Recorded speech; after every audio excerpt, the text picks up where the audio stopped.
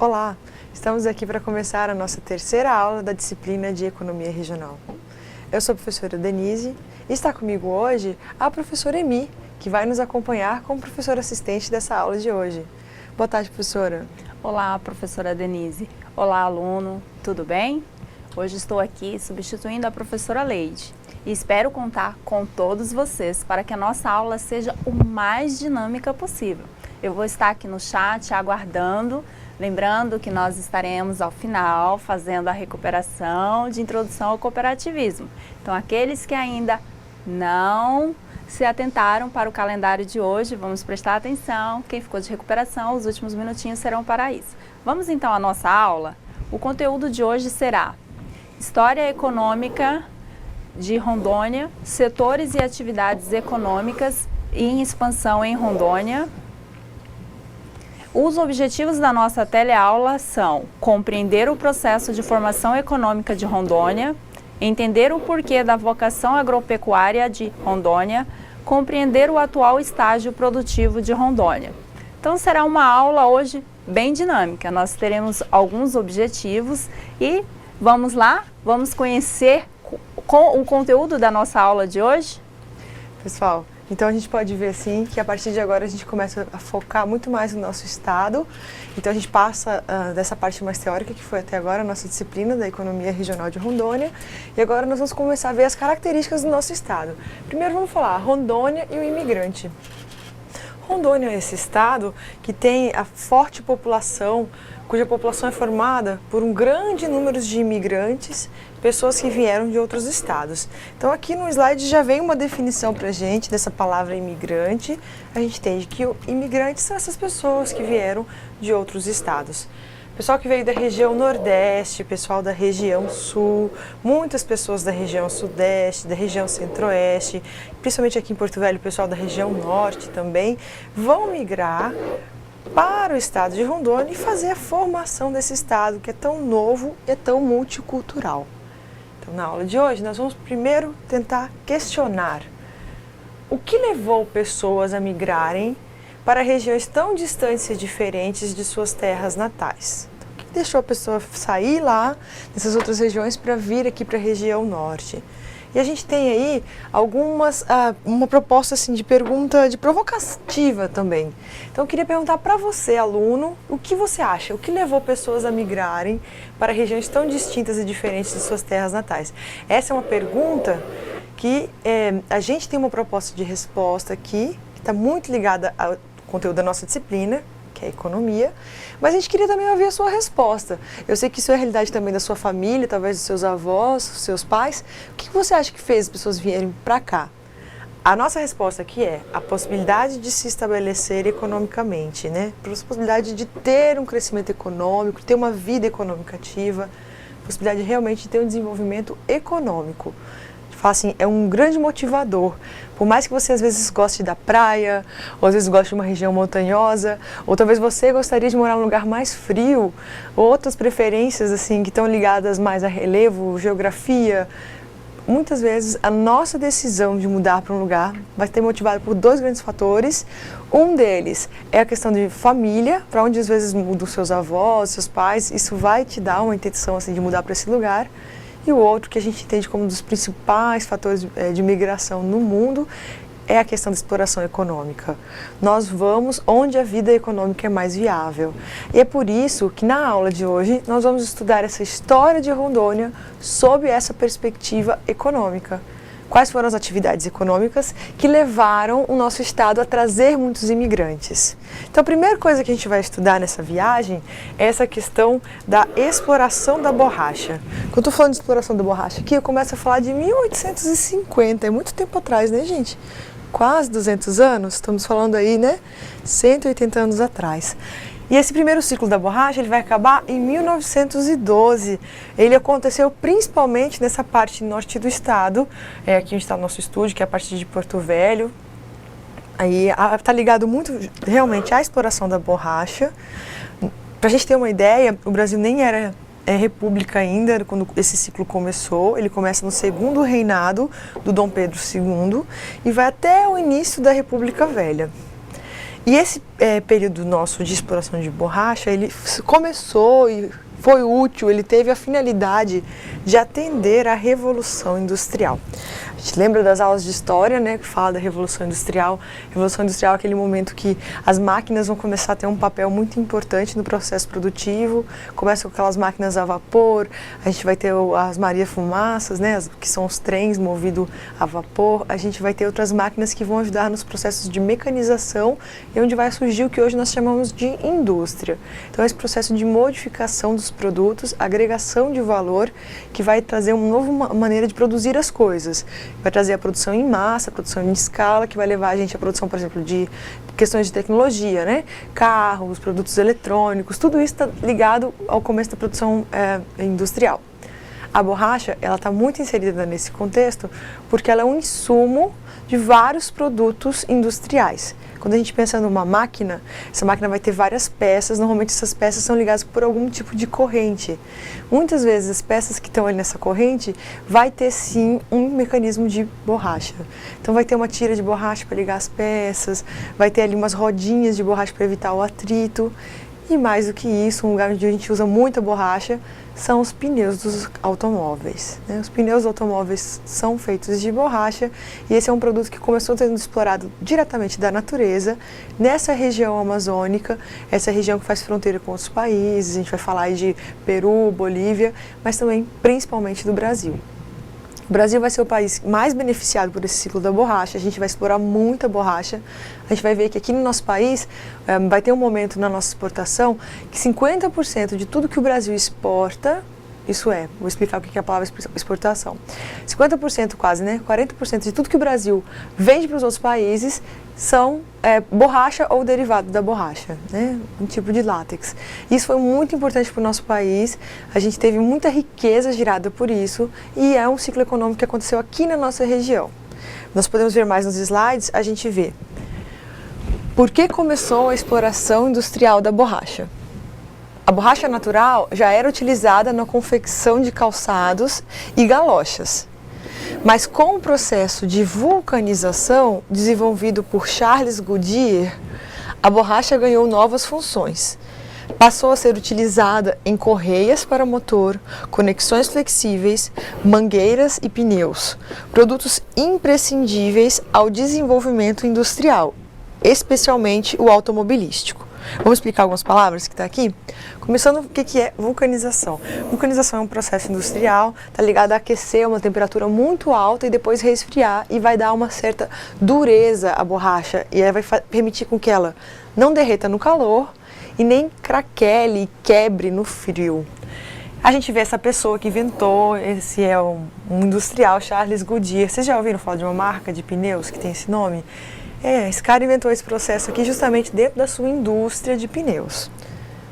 Depois a gente vai falar aqui do desenvolvimento de vários setores industriais, especialmente o automobilístico. Essa palavra automobilístico quer dizer automóveis, então está ligado a esse conceito de automóveis. Falando um pouquinho mais sobre a borracha, a gente vê aqui que a borracha natural é obtida a partir do látex ou seringa, extraída dessa planta chamada Hevea brasiliensis ou seringueira, que é uma árvore muito comum na Amazônia. Aqui a gente tem a folha da seringueira e aqui nós temos algumas árvores de seringueira dentro da mata. Foi um momento em que muitas pessoas se estabeleceram em Rondônia, especialmente as vindas da região nordeste brasileira, fugindo da seca e da decadência do comércio das especiarias, como cravos, canelas, castanhas e pimentas, conhecida como drogas do sertão. Então, tem um período econômico que o Nordeste vai sobreviver e vai ter um grande desenvolvimento baseado na exploração econômica do que é chamado de drogas do sertão. São chamadas drogas do sertão especiarias do sertão, então quinino, algumas plantas que são utilizadas, que são extraídas do sertão. Também algumas outras especiarias que vêm de outros países, como a canela, o cravo. A castanha não é de outros países, né? É do Brasil. Mas a pimenta. E isso foi muito plantado no Nordeste no começo da colonização do Brasil, colônia, e o Nordeste vai viver muito disso por muitos anos, depois do ciclo do açúcar ter se desgastado. Só que principalmente a partir de 1830, o Nordeste vai começar a viver secas muito fortes. E aí, principalmente assim, para fugir dessa seca, as pessoas vêm para cá, para a região norte, principalmente para o norte do estado de Rondônia, para o que hoje é o estado do Acre, para essa exploração de seringa. Falando um pouquinho mais sobre a exploração da borracha, a gente vê que nesse período a colonização de Rondônia se inicia às margens dos rios, especialmente na parte noroeste do estado. Então, estou querendo dizer noroeste, essa porção aqui, onde hoje encontramos os municípios de Porto Velho e Guajará-Mirim. A gente vai ver que esse surgimento dessa colonização ao longo da BR-364 vai ser uma coisa mais recente no estado. Sobre isso, então, nós temos uma matéria, um videozinho externo para comentar esse assunto. Vamos assistir? O ciclo da borracha na Amazônia foi um momento importante para a história econômica e social do país. A atividade de extração e comercialização da borracha apresentou um grande potencial econômico da região amazônica. Essa história surgiu no início do século XVIII. O naturalista Charles Marie de la Condamine veio para a Amazônia estudar as propriedades autocicatrizantes de uma árvore nativa da região, a seringueira. Ele descobriu várias maneiras de usar estas propriedades. A primeira fábrica de produtos de borracha surgiu na França, em 1803, até que Charles Goodyear descobriu o processo de vulcanização do líquido que saía desta árvore, o látex. A partir daí começou a fabricação de pneus para a indústria automobilística. Em 1870, a borracha conquistou os mercados da Europa e dos Estados Unidos. A procura pelo produto crescia, mas a oferta ainda era pequena, o que resultou no aumento da cotação internacional da borracha. E como nessa época as seringueiras só existiam na Amazônia, fazendeiros, pequenos agricultores e agroempresários foram atraídos para a região. Construíram fazendas silvicultoras, voltadas para a extração do látex e viraram os barões da borracha. A fartura atraiu trabalhadores nordestinos, que sofriam com a seca no final do século XIX. Foi o início da migração. Começaram então a surgir novas cidades e povoados, e as cidades que já existiam, como Manaus e Belém, iam se transformando em grandes centros. Rondônia tem um ponto alto de transformação com a construção da Estrada de Ferro Madeira Mamoré, um projeto boliviano que começou a tomar forma em 1867, quando o Brasil e Bolívia assinaram o Tratado de Amizade, Limites, Navegação, Comércio e Extradição. A busca dos trabalhadores por novas seringueiras em terras brasileiras e bolivianas gerou conflitos e lutas por territórios de fronteira, até que em 1903 foi assinado o Tratado de Petrópolis, garantindo o controle de terras e florestas do Acre para o Brasil. Rondônia, então, ele passa a ter várias culturas, né, não só nordestina, mas também inglesas, americanas, isso do século XIX para o século XX até os dias atuais. Por isso que é um estado bastante acolhedor de várias pessoas do Brasil inteiro que vieram e estão compondo hoje a nossa cultura. Os lucros da borracha eram muito altos e eram investidos nas metrópoles amazônicas, Belém e Manaus, que chegaram a ter as rendas per capita mais altas do planeta. A borracha chegou a representar 40% das exportações brasileiras. Mas o ciclo da borracha começou a se fechar em 1876, quando o inglês Henry Wickham contrabandeou 70 mil sementes de seringa do Pará para o Royal Botanic, uma instituição britânica de estudos de botânica.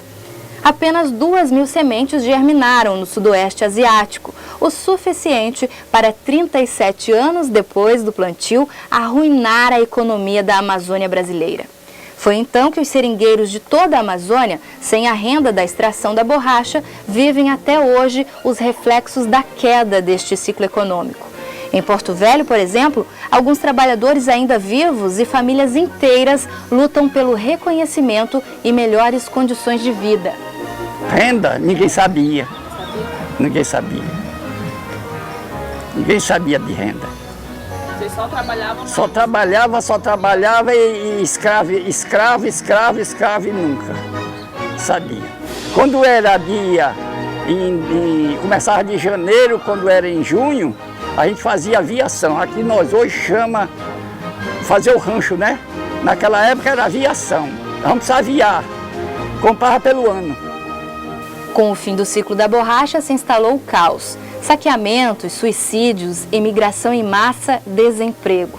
A cultura econômica deixou marcas profundas em toda a região amazônica.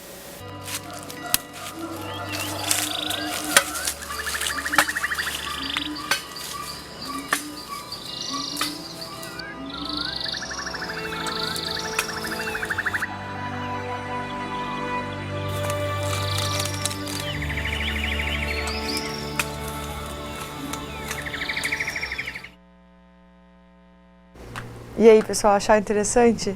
Então, a gente vê que esse ciclo da borracha é muito ligado à história de toda a nossa região norte. O próprio surgimento do estado do Acre. O estado do Acre foi fruto de um acordo entre o Brasil e a Bolívia, justamente dentro desse ciclo da borracha. Porque vários brasileiros começaram a morar nesse território do Acre e começaram a morar lá para explorar o látex das seringueiras. E aí isso começou a gerar um problema diplomático que o Brasil resolveu diplomaticamente, e para a solução desse conflito foi negociada a construção da estrada de ferro Madeira-Mamoré. Isso atende ao que está escrito no nosso slide, a questão do maior problema da exploração da borracha. A maior dificuldade nessa questão é a parada da logística. O que é logística? A questão aqui é o suporte de transporte de suprimentos, tanto o que entra no sentido de alimentação para os trabalhadores, quanto também do escoamento da produção, como que a produção vai sair daqui da região norte do Brasil para atender o seu mercado consumidor, que é nos Estados Unidos e na Europa. Então é muito longe aqui do Brasil, são mercados muito distantes que precisam sair aqui da mata, do meio da mata. Então os desbravadores encontraram grandes dificuldades no transporte do látex, produzido onde hoje ficam Rondônia e o Acre, e principalmente essa dificuldade se concentrava em transportar esse látex até Manaus ou Belém, porque Manaus e Belém são cidades de porto. A partir desses locais era mais fácil colocar em navios e a partir de então o látex era exportado até a Europa e até os Estados Unidos. A gente vê então que a solução de logística que tentou resolver esse problema foi a construção da estrada de ferro Madeira-Mamoré. Essa estrada conectava o Brasil, a região norte, com o Oceano Pacífico, que é esse oceano que fica para cá, depois do Chile, depois da Bolívia, né? E aí a ideia é que daqui do Oceano Pacífico, essa produção fosse escoada para a Europa e para os Estados Unidos. A gente normalmente faz daqui de Rondônia, a gente faz para cima, né? A gente coloca assim, para andar dentro do Brasil, o nosso transporte dentro por rios. A exploração de borracha, então, a gente vê que a Média Maria, que é o apelido do trem, tipo Maria Fumaça, ligava o município de Guajará-Mirim a Porto Velho e seguia a floresta dentro, superando a região encachoeirada de Teotônio. Essa região, então, tinha muitas cachoeiras, região de Teotônio, e ela era impossível de ser navegada por barcos. Por isso que foi preciso construir a tentativa dessa construção de estrada de ferro. Foram contratadas pessoas do mundo inteiro, muitas das quais morreram vítimas das pestes amazônicas, em especial vítimas da malária. O empreendimento foi firmado junto com o governo da Bolívia a partir do Tratado de Petrópolis de 1903, quando o estado do Acre foi anexado ao Brasil e, em contrapartida, o Brasil se comprometera a viabilizar a estrada de ferro. Nesse momento, o território onde hoje é Rondônia pertencia ao estado de Amazonas e ao estado do Mato Grosso. Então a gente não tinha ainda o estado de Rondônia. Após fracassada, a construção da estrada de ferro passou a ser conduzida por Percival Farquhar, que é a partir de 1907 e foi concluída em 1912. Infelizmente, a conclusão das obras veio tarde demais. Por quê? Coincidiu com o início do declínio do ciclo exportador da borracha. Vocês lembram lá no começo que a gente falou que esse ciclo foi de 1850 a 1912. Então não é que a estrada de ferro nunca ficou pronta, ela ficou pronta. Só que ela ficou pronta tarde demais. Quando ficou pronta, não tinha mais utilidade, porque transportar a látex já não era mais necessário, porque o mundo já não comprava mais o látex do Brasil, a gente comprava o látex para fazer borracha da Malásia, principalmente, que é esse local, esse país no sudoeste asiático, onde o mundo começou a produzir grande parte do látex consumido. A gente vê o seguinte, Rondônia saiu dessa questão de ser competitivo economicamente por causa do modo como era produzido o látex. Aqui na nossa região era impossível pegar uma semente e plantar como fosse uma agricultura, para fazer uma agricultura de seringueiras. Hoje em dia já é possível, tá, gente? Mas na época a gente não tinha defensivos o suficiente, não tinha defensivos no campo. Então se você plantasse várias árvores de seringa, essas árvores tinham seus predadores naturais. Então outros fungos, outras plantas vinham e matavam essas árvores aqui no Brasil. Já esse processo que a gente chama de biopirataria, que piratearam a nossa diversidade biológica, né? Levaram 70 mil sementes daqui, 2 mil delas germinaram, isso foi plantado no sudoeste asiático e lá, por ser uma planta estrangeira, por ser uma planta que não tinha o seu habitat natural, ele não tinha seus predadores naturais. Então a planta conseguiu ser explorada da mesma forma que hoje em dia a gente faz no mundo contemporâneo, hoje em dia, 2016 a gente consegue fazer, que é plantar na forma da agricultura, plantar uma árvore próxima da outra e nessa maneira de estar várias seringas plantadas bem pertinho uma da outra, tornou o processo de extração do látex muito mais barato, porque como a gente viu na imagem, os seringueiros que atuavam aqui em Rondônia ou no Acre, eles tinham que andar mata dentro, andavam vários quilômetros para achar essas seringas para extrair o látex. Isso tornava o processo muito pouco eficiente, pouco econômico, que saía tudo muito mais caro. Os alunos da escola Padre Ezequiel Ramin estão questionando qual o nome da ferramenta usada para fazer o corte na seringueira. Aí nós estamos observando aqui, professor, esse corte consiste na retirada de uma porção, nós vimos no vídeo, tira-se uma pequena casca. Isso é uma faca denominada Gebong. Esse é o nome da denominação dessa faca. A espessura é de 1,2 a 1,5. Então esse é o nome da ferramenta utilizada para a realização dessa espessura na seringueira. Pessoal, obrigado pela pergunta e a professora Emi, obrigado pela resposta, valeu. É interessante ver vocês interagindo assim, realmente, né? Muito interessante, eu nunca tinha pensado. Como é o nome da ferramenta? Gebong, professora? Gebong. Bom, conhecemos, aprendemos essa hoje, eu também aprendi junto com vocês. Vamos continuar nos slides? A gente vê aqui, a exploração da borracha, então, que o seu declínio deu-se devido à competitividade. A partir de 1910, a borracha passa a ser produzida na Ásia a um custo de produção muito menor do que a borracha produzida na Amazônia. A gente viu essa palavra biopirataria, a gente está falando disso, né? O Sir inglês Henry Wickham contrabandeou 70 mil sementes de seringueiras retiradas do Brasil, levadas para o Jardim Botânico de Londres e posteriormente para as colônias inglesas asiáticas. Foram plantadas em Singapura, na Malásia e no Ceilão. São o nome de países onde foi plantada essas sementes que germinaram. E assim a gente viu o fim do primeiro ciclo da borracha. Nós vamos ter um segundo ciclo da borracha que começa 30 anos depois do fim do primeiro ciclo, tá? Vai começar aqui, ó, 1942, perdão. Ele vai durar bem pouquinho tempo, a gente vai ter 3 aninhos de ciclo aí, já vai acabar em 1945.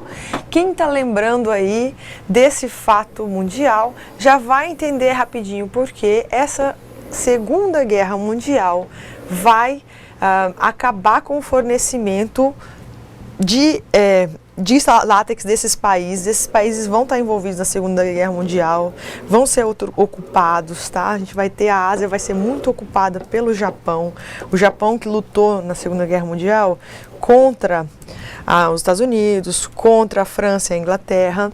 Ele vai invadir essas colônias inglesas e vai impossibilitar a chance desses países fornecerem látex para a Europa e para os Estados Unidos. Então a gente vai ter vindo para a região norte o que a gente chama de soldados da borracha. Foram chamados de soldados justamente porque nesse período de guerra mundial, a gente fala que teve os soldados que foram para a guerra, não sei se vocês sabem, mas o Brasil lutou na Segunda Guerra Mundial. A gente tem brasileiros que lutaram no território da Itália, a gente tem brasileiros que lutaram em outros territórios do norte da África, né? E tivemos também essas pessoas que por causa da guerra vieram aqui para o estado de Rondônia, para essa região amazônica, e essas pessoas ficaram conhecidas como os soldados da borracha. Nós vamos falar então que por um curto período de tempo, a borracha natural do Brasil volta a ser competitiva no mercado internacional. E o porquê a gente entende. Esse porquê, o motivo é só esse, é a Segunda Guerra Mundial. Na Segunda Guerra Mundial, iniciou-se em 1939.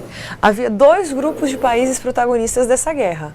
De um lado, a gente tem o que a gente chama de o eixo, que é composto pela Alemanha, a Itália e o Japão. E do outro lado, a gente tem a Aliança, que é formada pela Inglaterra, pela França e pela União Soviética. Posteriormente, outros países vão se juntar, né? Aqui na Aliança, mais para frente, os Estados Unidos vai se juntar e o Brasil também. O Brasil vai atuar na guerra ao lado da Aliança.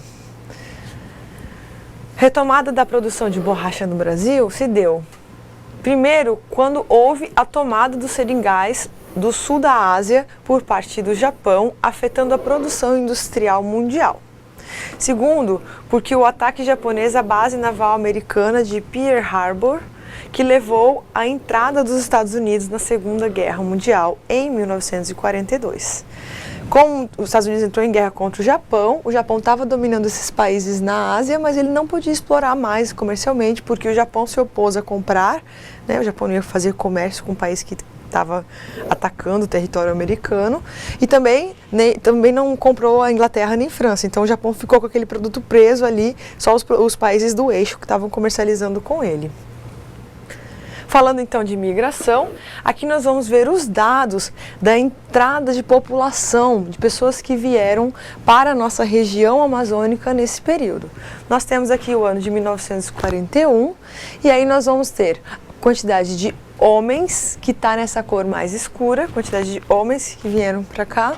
Nessa cor mais clara nós temos as mulheres que vieram para a região de Rondônia em 1941, e esse mais clarinho significa o total, quantas pessoas vieram no total. Nós vamos ver também esse mesmo tipo de dado para os outros anos. E nós vamos ver 1941, 1942, 1943, 1944 e 1945. Então a gente observa aqui uma crescente migratória. Isso não é população, tá, gente? Isso é migração. Então, quantas pessoas mudaram para cá? Vem muita gente mudando para Rondônia nesse período. E aí vai ser o período de duração do ciclo mesmo. A gente falou, esse ciclo é de 1942 a 1950. Depois, 45, né? Falei que são 3 anos esse ciclo. Depois que passa 1945, a gente já vai ter uma queda dessa onda migratória. Né? A gente observa aqui que começa a cair, e se esse gráfico fosse estender, a gente ia ver que a queda persistia.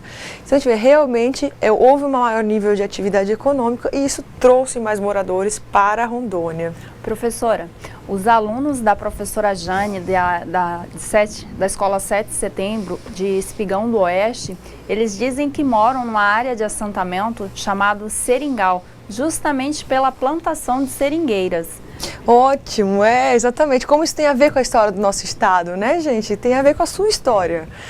Eu achei interessante falar logo agora, porque assim, estamos muito felizes.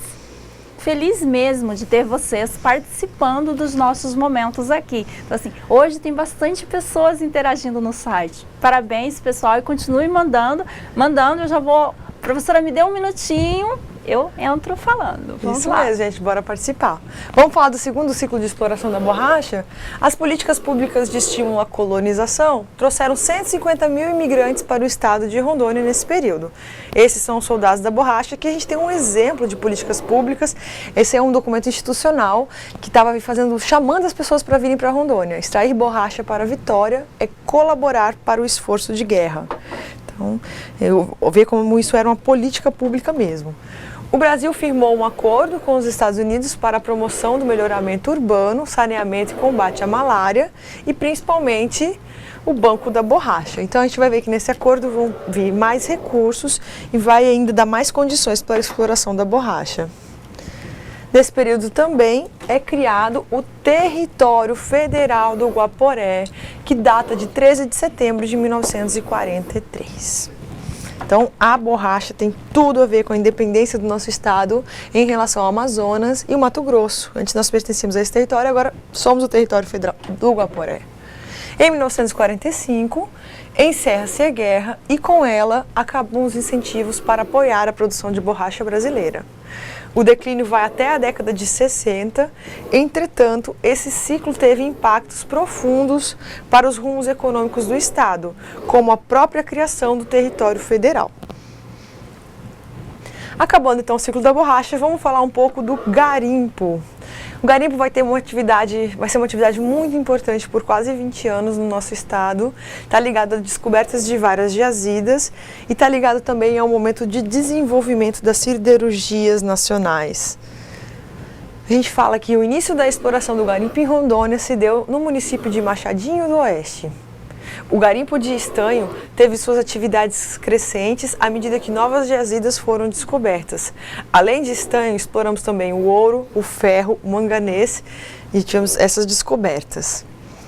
A descoberta de minério de estanho, mais ao sul do território federal do Guaporé, deslocou espacialmente a atividade extrativa. Então a gente estava com essa, aqui vamos imaginar que isso aqui é o estado de Rondônia, a atividade extrativa estava mais ao norte do estado. A gente vai ter essa migração, esse fluxo mais para o sul do estado, isso que é deslocar espacialmente a atividade extrativa, e trouxe um novo perfil do migrante trabalhador. A gente vai falar desse perfil porque as pessoas vinham até agora para explorar economicamente, ficar rica e ir embora. Agora, a partir daqui, a gente vai ver outro tipo de perfil. Ele vem para ficar. Nós ainda temos o problema do escoamento da produção, aquela questão da logística, ainda é um problema. As siderúrgicas nacionais encontravam-se na região sudeste do Brasil. A logística produtiva estabelecida pela hidrovia do Madeira, como fora para a borracha, não era viável para este novo ciclo produtivo. Por quê? No ciclo da borracha, a gente levava a borracha para Manaus e Belém. Agora a gente quer levar as coisas para Minas Gerais, para o Rio de Janeiro, para São Paulo. Nesse período, o Brasil vivia uma época de desenvolvimentista. Nós vamos falar mais disso nas próximas aulas, mas está ligado a essa questão de desenvolvimento. Com o governo do presidente Juscelino Kubitschek, que foi de 56 a 61. E seus muitos investimentos em infraestrutura através do plano de metas estabelecido nessa administração. Foram feitos investimentos em infraestrutura de transportes terrestres permanentes para ligar Porto Velho a Cuiabá, ainda que não asfaltada. O asfaltamento ocorre apenas em 1983, quando a rodovia já se denominava como atualmente já chamamos, que é BR-364, ligando o Mâncio Lima, que está no norte do Acre, a Limeira, que é uma cidade do interior de São Paulo. A rodovia da BR-364, entretanto, foi motivo de grande migração para o território do Guaporé, não apenas pela atividade extrativa, mas também para a atividade madeireira e agropecuária, o que deu início ao surgimento da atividade agropecuária, somando ainda a importante atividade de extração mineral. A ocupação do Cone Sul do estado. Esse novo momento denominou-se ocupação humana e econômica em todo o território rondoniense, o que antes estava circunscrito ao norte do estado. Então, o que antes acontecia uma ocupação só no norte do estado de Rondônia, agora foi para o Cone Sul do estado e, a partir daí, o estado inteiro passa a ser colonizado. Começa então o ciclo da agropecuária. Ele tem essa força que começa em 1970, a gente vai falar dele até 1990, mas na verdade a agricultura é muito importante para a gente até hoje. Ele tem muito mais complexidade da economia local. Quando eu falo disso, eu quero dizer, não é só extrair um produto e mandar para fora.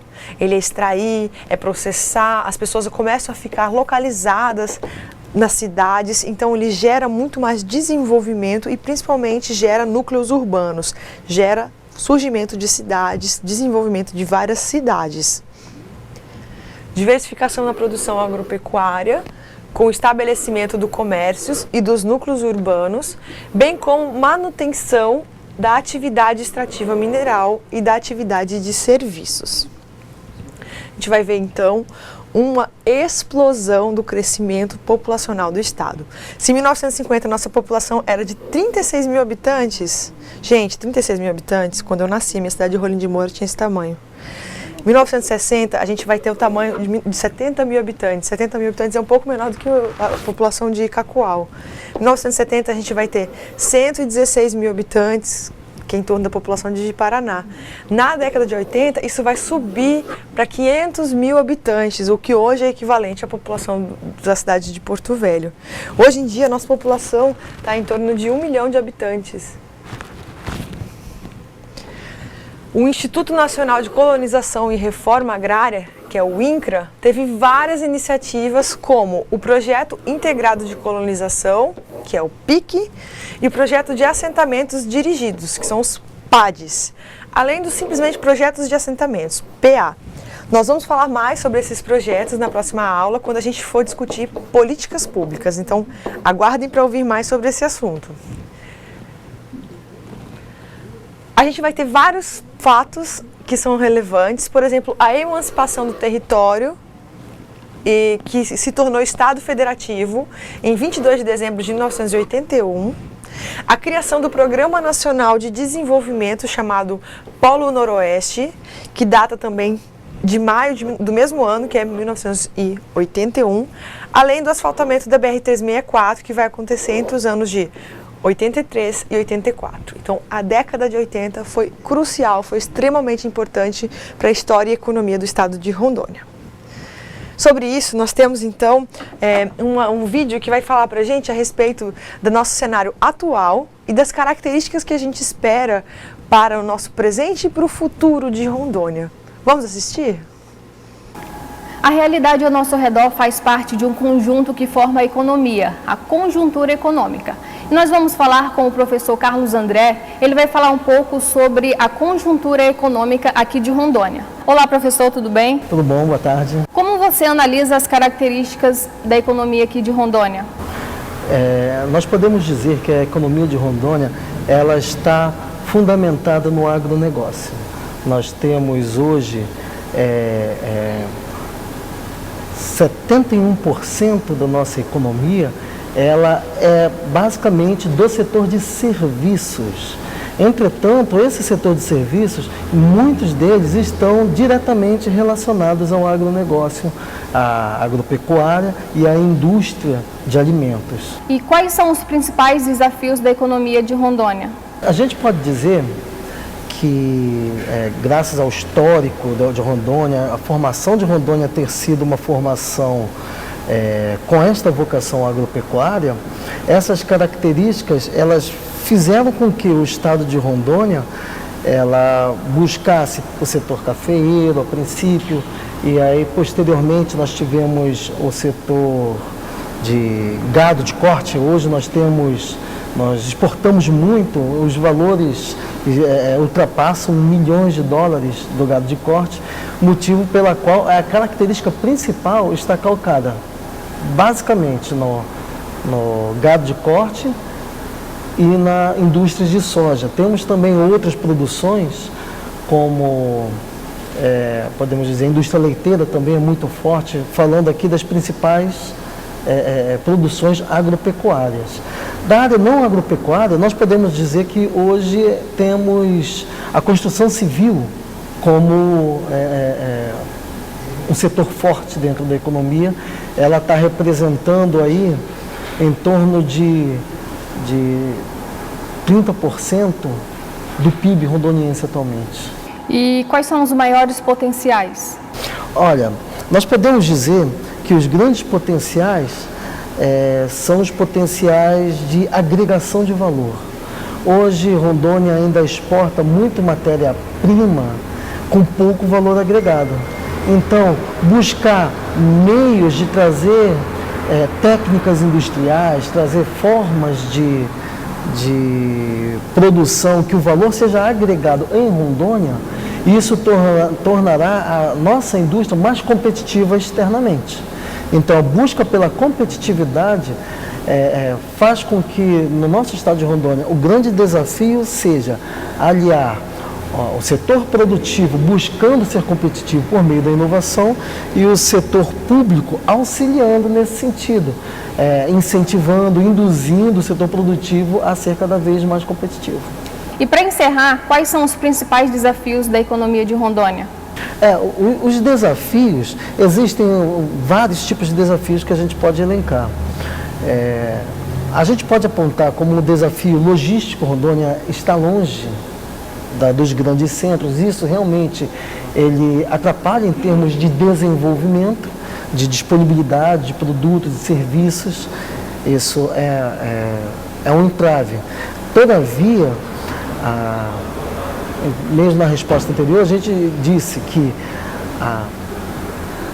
o interrelacionamento entre o setor público e o setor privado, talvez essa comunicabilidade, essa parceria precisa acontecer para que os limites, digamos assim, geográficos sejam suplantados por meio de busca de inovação, busca de novas tecnologias e busca de meios de disponibilizar produtos e serviços cada vez mais com valor agregado.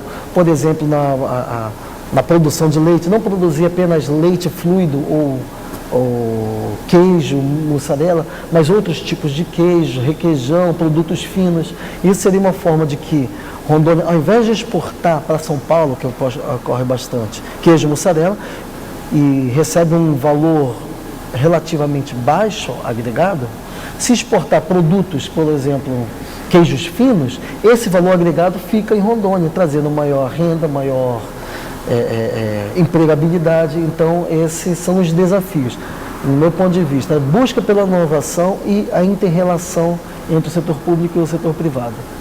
Obrigada, professor, por compartilhar conhecimento. Eu que agradeço, estamos sempre à disposição. E para você, boa aula e até a próxima. Pessoal, e é esse ciclo da agricultura que vai permitir que o nosso estado tenha o desenvolvimento dos núcleos urbanos, ou seja, das cidades, porque a partir do ciclo da agricultura e depois também do ciclo da mineração, vai vir esse perfil novo do migrante. Não é aquela mesma pessoa que veio, por exemplo, lá no ciclo da borracha. No ciclo da borracha, o trabalhador veio, trabalhou, ganhou uma grana e a maioria dos trabalhadores foram embora.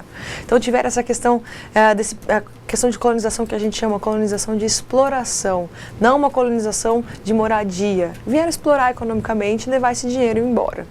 Não é assim com o ciclo da agricultura. A agricultura vieram as famílias, pai, mãe, filhos, avós, e a ideia dessas famílias sempre foi se estabelecer aqui no estado de Rondônia. Isso foi um grande diferencial, isso fez muita diferença para o estado de Rondônia, porque assim se desenvolveram os municípios, as cidades conseguiram crescer. Com o crescimento das cidades, nós conseguimos fazer crescer outros setores que vieram a partir da agricultura. Por exemplo, os serviços e as indústrias. No gráfico nós podemos perceber os principais setores industriais do nosso estado. Como o professor Carlos André falou ali na entrevista, o principal setor industrial da economia de Rondônia ainda é a construção civil. Essa construção civil é para atender construção de casas e construção de estabelecimentos que vão atender aos comércios, às outras formas de serviços e até mesmo algumas formas de instalação industrial. No entanto, a indústria ela ainda é bem pequenininha no nosso estado e ela está muito ligada à agricultura quando a gente vê que a segunda forma mais importante de indústria é aquela ligada com alimentos.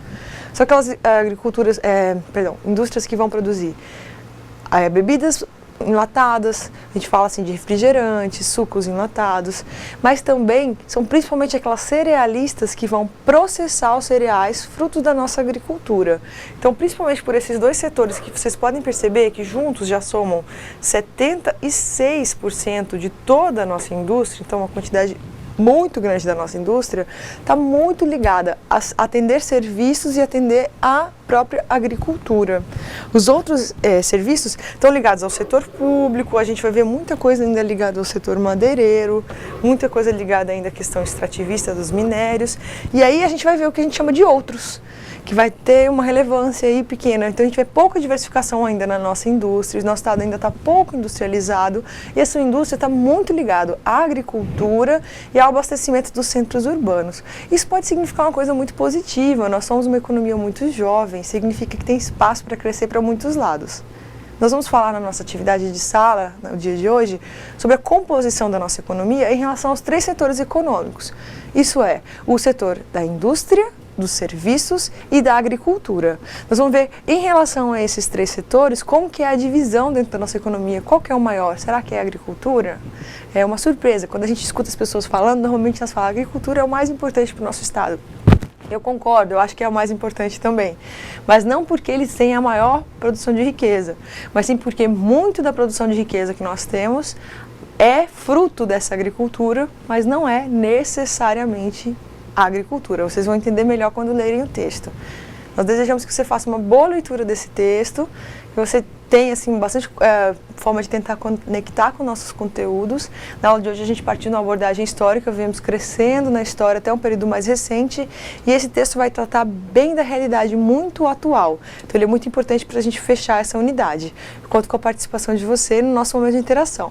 Professora, os alunos também da escola de Ariquemes, da professora Ione, eles estão compartilhando que a escola deles está localizada no Garimpo Bom Futuro, que foi um também dos conteúdos vistos na data de hoje. Que legal, gente. Você vê como que a nossa história é isso, né? A nossa história é a nossa realidade, é isso que a gente vê. É importante a gente conhecer e dominar a nossa realidade, porque isso faz parte do que a gente é. Muito obrigada por terem compartilhado isso. E é interessante porque a gente só sabe da existência do presente conhecendo o passado. Então, assim, nós estamos conhecendo um pouquinho da nossa história e sabendo por que que há essa situação hoje no presente. Por que que os nomes são esses? Então, nós estamos aprendendo. Agora nós vamos para o chat, né? Quero as respostas de vocês. São 3 perguntinhas leves, é uma leitura simples e nós aguardamos vocês aqui compartilhando conosco agora as respostas da atividade de sala. Ok, professora? Pessoal, até breve, contamos com as respostas de vocês.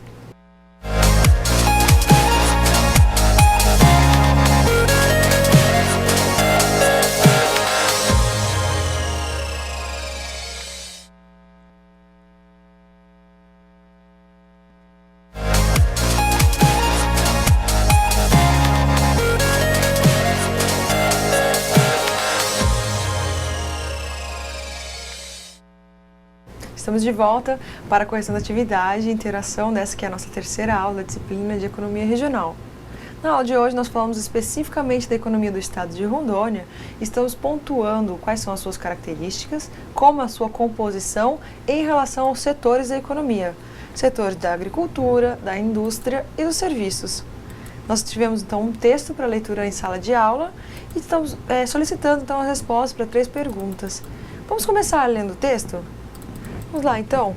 Nós vemos aqui que a atividade produtiva de Rondônia, seja agropecuária, extrativista e madeireira, ela é curioso verificar que a agropecuária não é a atividade mais importante para o estado. Pelo contrário, é a menos importante em termos de participação no PIB. Não é curioso? O que explicaria essa situação? Bom, gente, explicando primeiro que PIB é o que na economia nós chamamos de Produto Interno Bruto. Nós vamos falar um pouquinho mais disso na próxima aula. O PIB é essa medida de valor da economia. A gente mede a somatória de todas as riquezas geradas em diversas áreas da economia. Então a gente soma assim, o mercado ali agregou valor àqueles produtos que ele vendeu, ele comprou por 100, vendeu por 120, e aí a gente pega esse 20 que ele vendeu a mais e conta. Isso aqui é a agregação de valor do mercado, R$20. Eu pego ali e faço isso para todas as atividades, para a indústria, para o serviço, para todas as atividades do país, no momento, e eu calculo o PIB. No caso do PIB de Rondônia, a gente pega todo o PIB de Rondônia, toda a produção de riqueza dentro de um ano. E a gente vê que em termos de produção de riqueza, a agricultura não tem a principal participação. Como o gráfico mostra, inclusive ela tem a menor.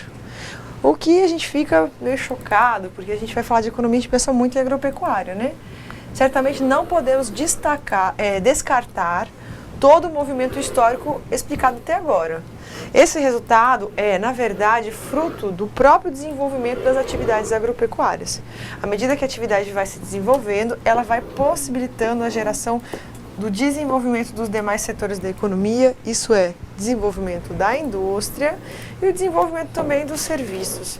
A gente sabe que produção industrial é aquela que altera o bem, é aquela que modifica, e já a produção de serviços é aquela que vai atender nossa qualidade de vida e bem-estar com a prestação de um trabalho que vai melhorar a nossa vida. A atividade agropecuária ocorre dentro da propriedade rural, produz produtos primários ou cria animais. Muito da atividade industrial é decorrente da agropecuária, porém com valor agregado. Essa expressão a gente gosta muito de usar na economia, valor agregado, significa aumentar o valor de um bem, né? Por exemplo, você pode produzir couve, mas se você lavar e picar esse couve e embalar, você vai vender ele mais caro do que vender só as folhinhas. Você pode produzir soja, mas se você processar essa soja e transformar em óleo de soja, ela vai ficar mais caro. Você pode vender milho, em sacas de milho, mas se você assar esse milho, vender ele ali até com manteiguinha ali na feira, ele já sai mais caro. Mas você pode processar ele ainda mais, transformar num milho de pipoca, transformar num milho que vai ser usado num bolo, ele fica ainda mais caro. Ou seja, toda vez que você modifica um produto, está processando ele, você está também agregando valor, você está tornando o produto mais caro. Um grande exemplo disso é a questão dos valores de exportação de café. Você sabe qual é o país que mais ganha dinheiro com exportação de café no mundo? Isso aqui é uma pergunta muito curiosa. Porque grandes plantadores de café são o Brasil, a Colômbia, os países aqui da América Latina. Mas o país que mais ganha dinheiro com café no mundo é a Alemanha. A Alemanha, apesar disso, não tem um pé de café plantado no seu território. O que ela faz é comprar a produção de alguns países, modificar essa produção, produzir um café mais gourmet, um produto diferenciado, um café solúvel e vender para os outros países esse produto já industrializado. Isso que é o que a gente está falando então quando a gente está dizendo de agregação de valor. Modificar um produto para aumentar o seu valor de venda, aumentar o seu valor dentro do produto. Vamos continuar a leitura do texto. Se olharmos as atividades industriais, 24% das atividades industriais devem-se à agropecuária, como frigoríficos, laticínios, que dependem da pecuária, e ensacadoras de arroz e feijão, que dependem da plantação.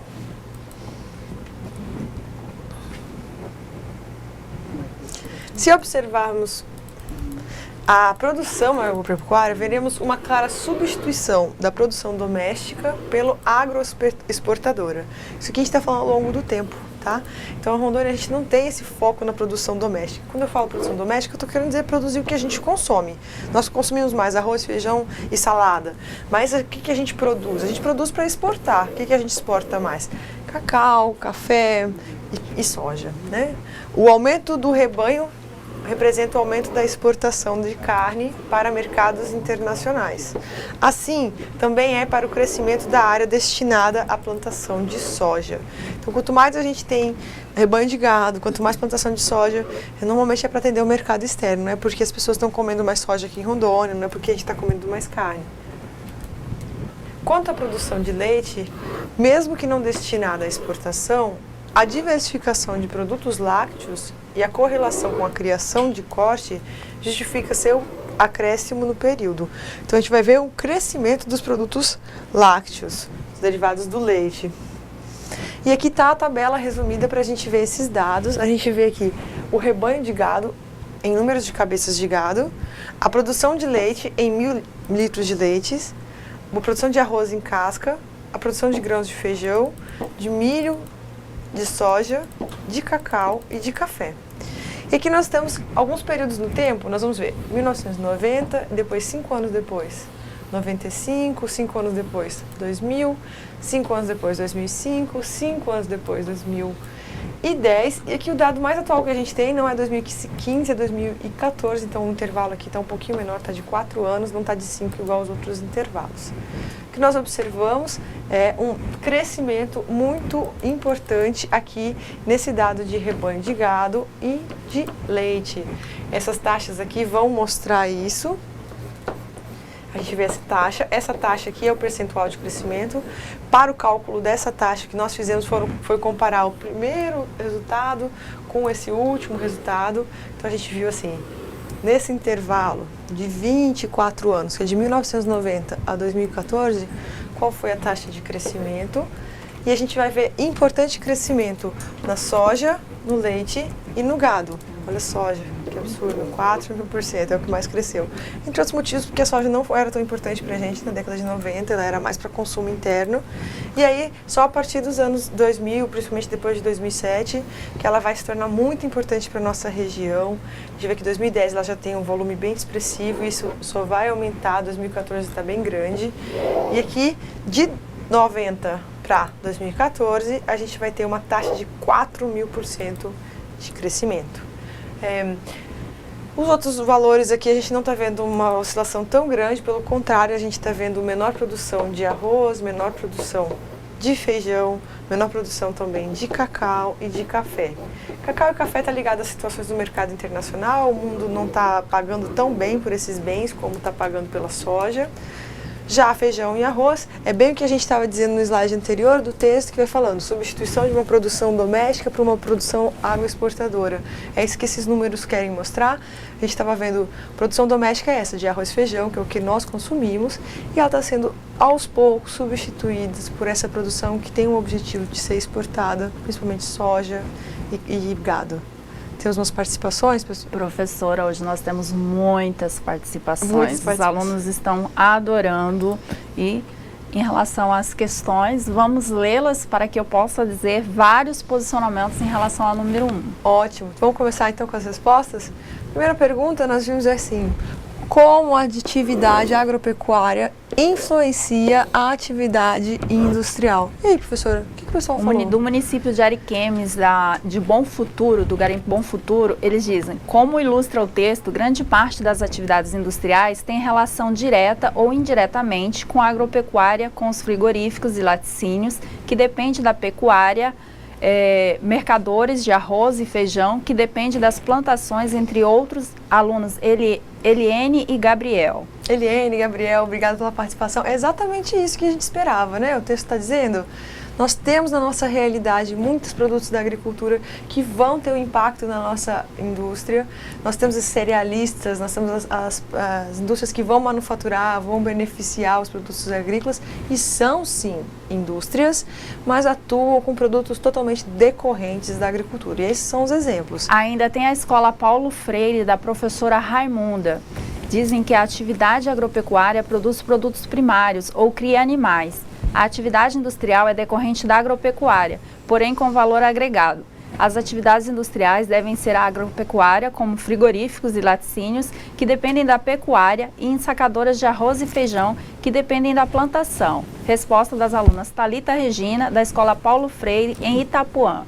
Exatamente, é uma ótima resposta. A professora Jane também postou do Espigão do Oeste, dos alunos...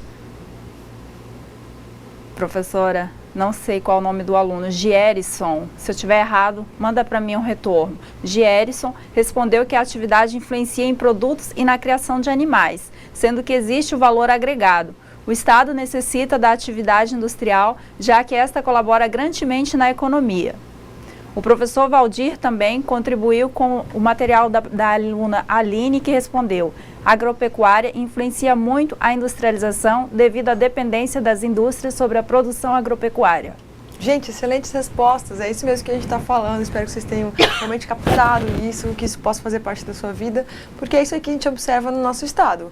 Esse ciclo da agricultura, ele foi muito importante para nós aqui em Rondônia, porque a partir da indústria a gente teve uma realmente colonização dos nossos municípios, as pessoas passaram realmente a morar no nosso estado, e a partir disso elas começaram a beneficiar, a tratar mais esses resultados da agricultura, produzindo produtos industrializados derivados da agricultura. E da agropecuária, né? Pecuária também. Então é isso aí. Eu quero somar também a ideia de que nós temos os laticínios, nós temos o nosso iogurte regional, manteiga regional, requeijão, queijos, que também são formas de tratar especialmente os produtos lácteos. Nós temos outros derivados de beneficiamento cerealistas. Todos eles estão ligados totalmente à nossa agricultura. Mais um comentário, professora? Da número 1 não, agora vamos à questão número 2. Vamos ler a questão número 2? Qual a importância das exportações para um Estado? Essa pergunta tem bastante a ver com a economia, né? Por que é importante exportar? A Escola Paulo Freire, da professora Raimunda, diz que a exportação é importante para o Estado porque estabiliza a economia, o Estado não retém sua produção para si mesmo. Ele exporta seu produto e, em contrapartida, aumenta os recursos financeiros. Essa é a resposta do aluno José, da Escola Paulo Freire. Ótima resposta, excelente, é isso mesmo, né? Quando a gente está exportando, é como se a gente estivesse captando uma poupança que está em outro lugar. E esse recurso financeiro vem para o nosso Estado e aqui a gente consegue investir e conseguir crescer naquilo que a gente ainda não está desenvolvido. Nós estamos bastante desenvolvidos em agricultura, mas a gente tem recursos para investir mais em agricultura e em outros setores também.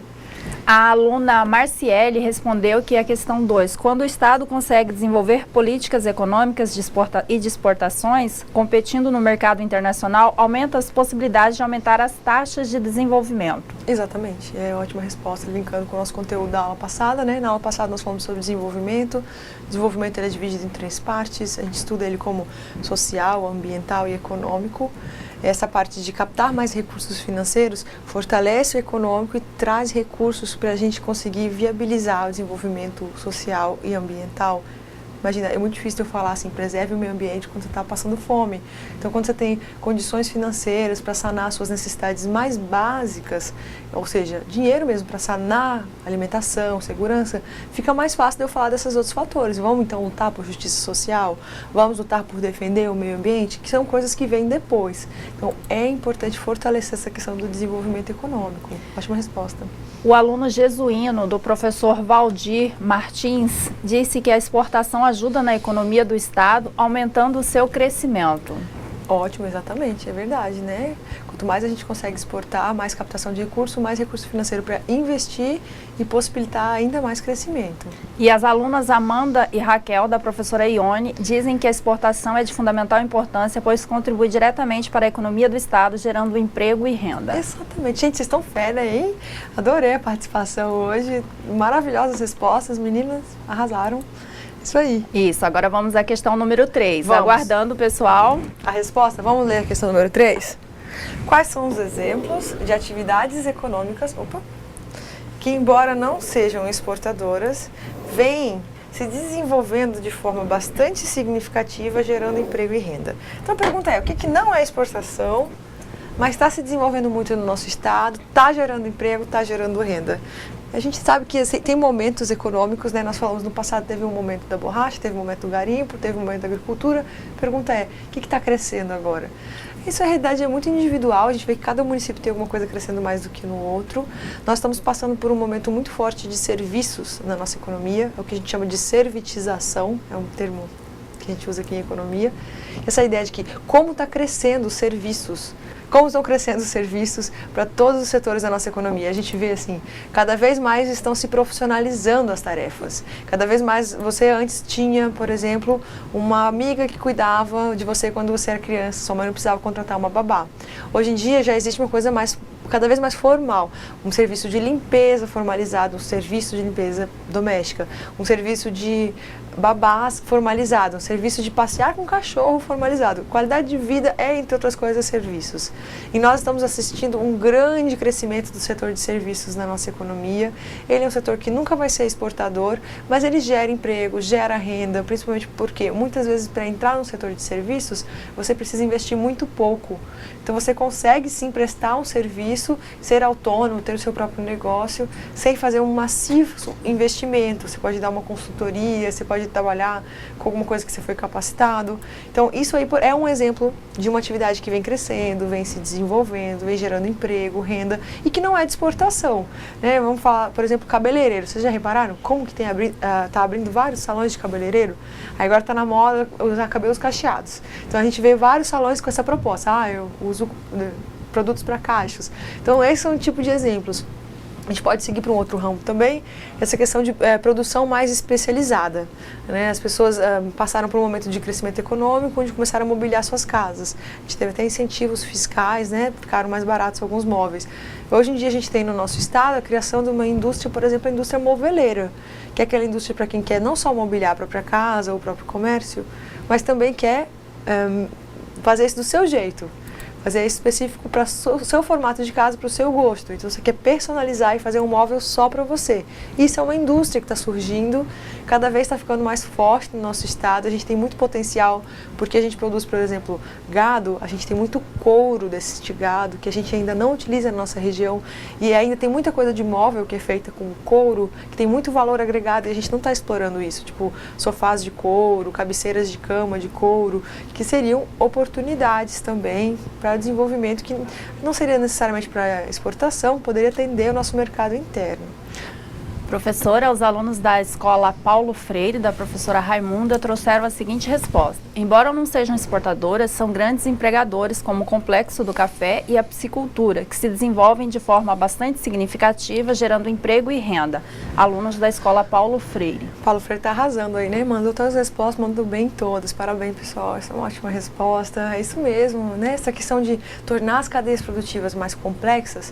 Então, não é só produzir um bem, agregar valor, melhorar esse bem, não é só pescar peixe, né? Fazer um tanque, produzir o peixe, beneficiar esse peixe. Você vai lá, tira a escama, deixa ele prontinho para fritar e vende na feira. Ele não só o peixe só pescado, mas o peixe tratado, limpinho. Você consegue vender ele muito mais caro, com valor muito mais agregado, com mais lucro para você e maior qualidade de vida para quem está comprando. Esse é um exemplo, tá? De como gerar mais emprego, mais renda, beneficiando os bens que já são da nossa economia. Ótimos exemplos. Parabéns pela participação. Os alunos da professora Jane, de Espigão do Oeste, o Wilson, concordam com o que já foi falado, onde o café e a piscicultura são as atividades que se desenvolvem gerando emprego e renda. E trago também o aluno Wesley, diz que o Complexo do Café e a Piscicultura, aluno do professor Valdir, da escola Padre Ezequiel, de Alta Floresta do Oeste. Pessoal, arrasando na participação, queria parabenizar vocês, foi ótima a participação de vocês hoje. Queria só lembrar que essa semana está aberta a nossa atividade do AVA, é a segunda atividade da nossa disciplina. A primeira foi um resumo do primeiro capítulo, essa segunda é um questionário, tem 10 perguntas, você pode tentar fazer ele uma vez, é uma ou duas, professora, você lembra? Não, todos eles podem fazer, que os professores irão lançar as notas no AVA. Isso, obrigada. Você pode fazer então, né? Você faz no papel, o professor vai lançar as notas no AVA. Está disponível para você fazer até a semana que vem, então você tem até quinta-feira da semana que vem para fazer, está quase fechando, então é hora de lembrar, a nota das atividades de sala é muito importante para a sua aprovação. Nós vamos ter na aula que vem o último conteúdo da disciplina, depois só a revisão e prova, mas para você ter sucesso nessa disciplina, você precisa fazer as atividades de sala. Então eu gostaria de deixar o meu lembrete aqui, porque essa é a última semana da nossa segunda atividade de sala da disciplina de Economia Regional. Pessoal, encerrando a nossa aula, parabéns a todos os professores que estiveram conosco. O incentivo de vocês aos nossos alunos é fundamental para o nosso progresso. Parabéns aos alunos que contribuíram. Vocês viram que vocês já têm conhecimento suficiente para disseminar. E é disso que nós precisamos, de disseminadores de conhecimento. Eu aguardo vocês até daqui a pouco, que eu estarei retornando com legislação e tributação das cooperativas. E por enquanto a gente fica até aqui. Uma boa semana para todos, muitos estudos. Vamos com o gás, que a gente está quase finalizando nossa disciplina. Até breve.